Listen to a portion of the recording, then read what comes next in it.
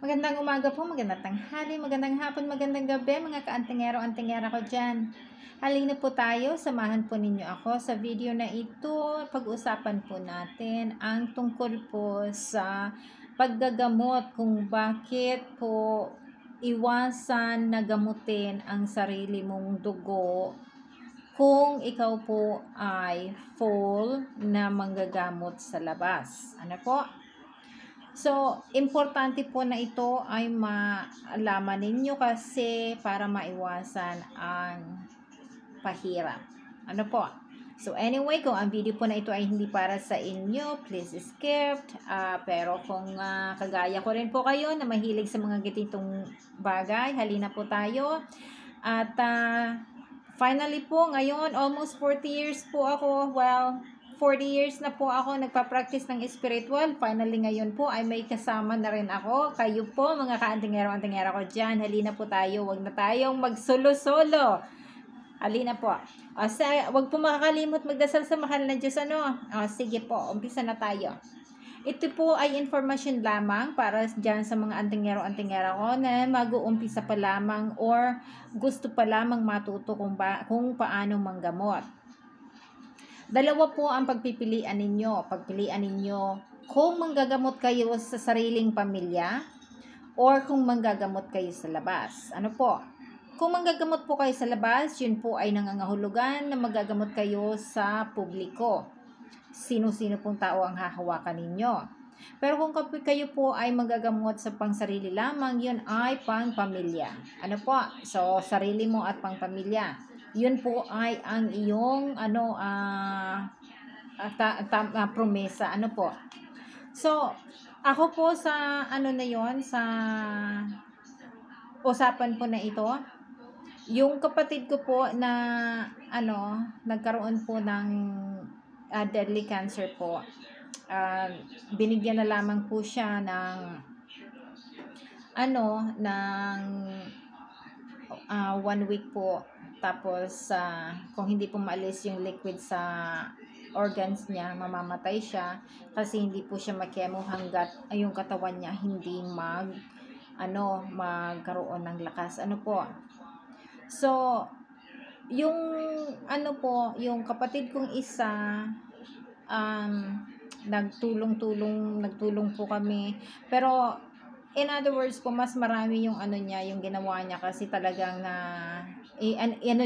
full time po talaga siya. Yung kapatid kong isa, full time siya na alaga doon sa kapatid namin isa na nagka-cancer. Ano po?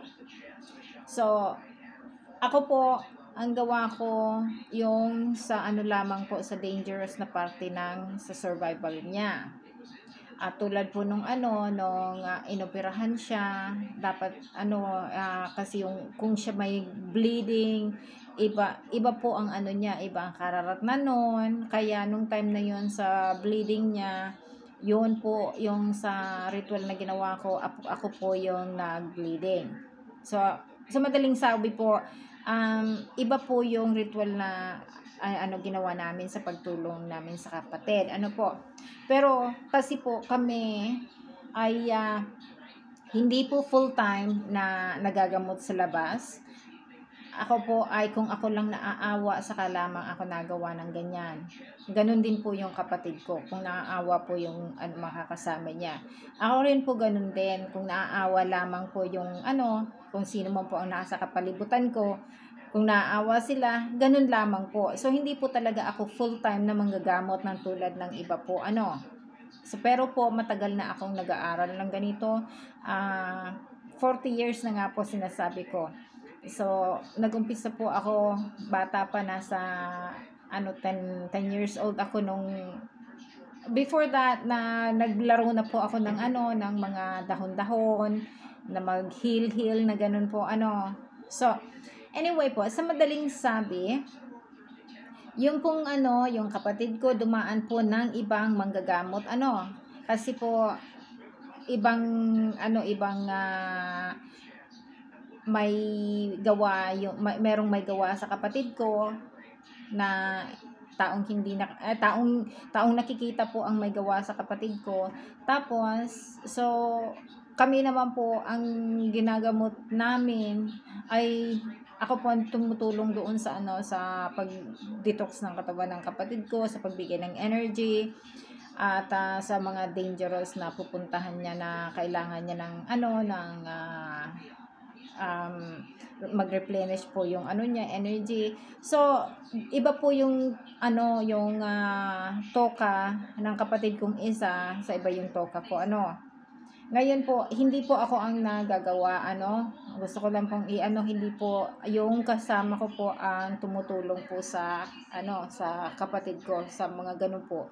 Wala po akong ano, wala akong power, wala akong ganitong ano, kung wala po sila, wala rin po ako ano. So, ang nasa akin lang po ay mga dasal-dasal. Importante po 'yun sa akin. So, anyway po. Ngayon po, sa madaling kwento, sa madaling istorya, isa po sa pangako namin na pupunta po, pag gumaling na po yung kapatid namin, pupunta po ng Mount Banahaw, ano. So, magpapasalamat kasi yun po ang lugar na lagi namin pinupuntahan. Ano? So, ngayon po, nung umuwi po ako, ang nangyari po, pagbaba ko po sa ano, doon sa sasakyan, sa eroplano, maganda pa po ang ano, maganda pa po ang ang ano ko ano, maganda pa po. Excited po ako ano, gano'n. Tapos yung nag-pick up po sa akin na isa kong kapatid, yung pumunta kami sa Quiapo, nag-shopping kami ng mga ano, agima, tapos sa mga dinadaanan po, nag-shopping pa kami. Tapos kung saan-saan pa kami nakapunta.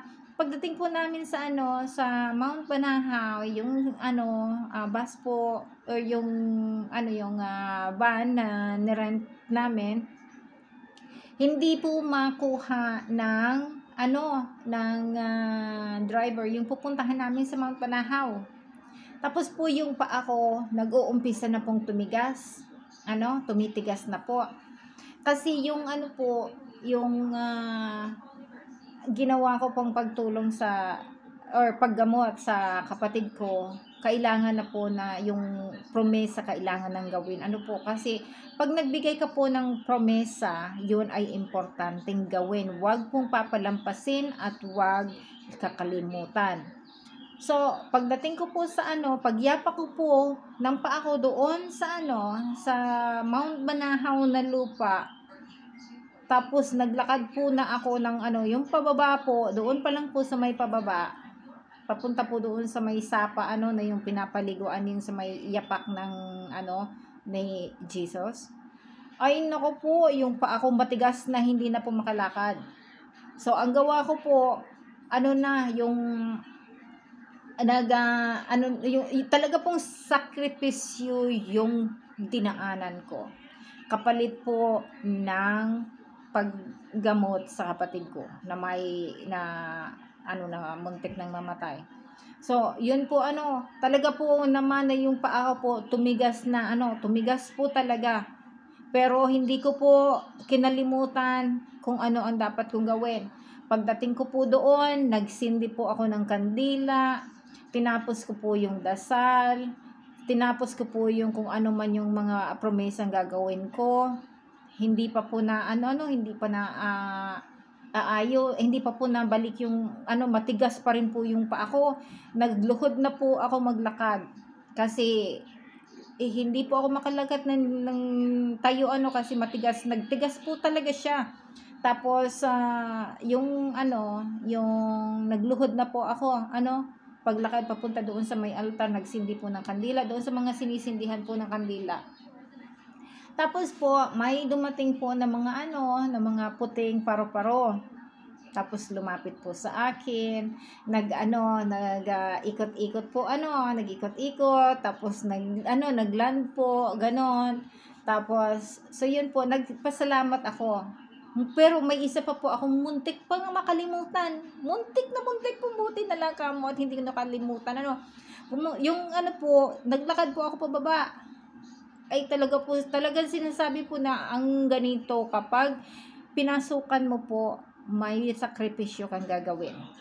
So, pagpunta ko po doon sa baba, ang ano po, ang paa ko talaga ha, yung matigas po talaga. Talaga pong naghihirap ako. Talagang yung nagpipinitensya po talaga ako. Hirap na hirap po talaga ako. Yung tinatawag pong pulikat, nagpulikat po yung, kung nakaranas na po kayo ng pulikat, ganun po yon. So, punta po ako doon sa, nagsindi pa ako ng kanila doon sa ibaba, na tapos naghingi ako ng tubig, tapos ipinunas ko po sa paa ko, hindi pa po yon. Pumunta po ako doon, nasa itaas na po ako, may kainan po doon sa may itaas, tapos, yun, bili ako ng mainit na tubig, hindi nga po ako binigyan hindi nga po yung pinabili sa akin, binigay na lang mainit pong tubig, ibinuhos ko sa paa ko para lang maglambot yung paa ko.